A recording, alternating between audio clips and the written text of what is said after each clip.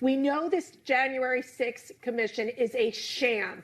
With the Democrats and these so-called Republicans, you and your legal team have taken a leadership role in working with these low-level staffers who were simply involved in the peaceful rally, in literally, like you call it, logistics, basically, and yet they're being subpoenaed left and right by this January 6th committee.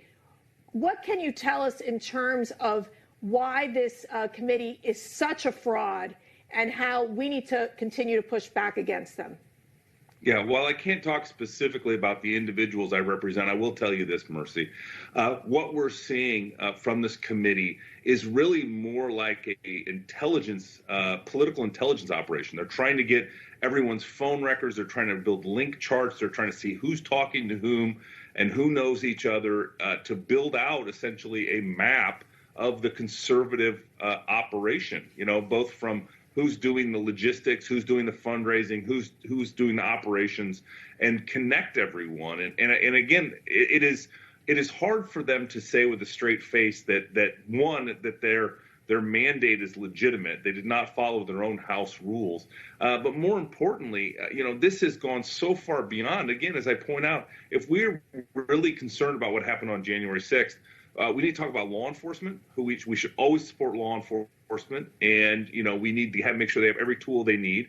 But we should also make sure that the Capitol is secure. I mean, I think about you spent a lot of time in D.C., as do I, Mercy, and what we saw after January 6th where fences went up, National Guard troops were being housed, where there was no threat. Nobody believed that anything was going to happen beyond what happened on January 6th. And so, I just think about the failure of leadership and really laid Nancy Pelosi's feet, because she's ultimately in charge of the security up there at the Capitol. And it's just, the whole thing is, again, it's a political weapon that is now being used to punish Republicans, to punish conservatives, to punish anyone that supports President Trump, and to kind of embarrass and hope that they get out of politics and never work in this town again.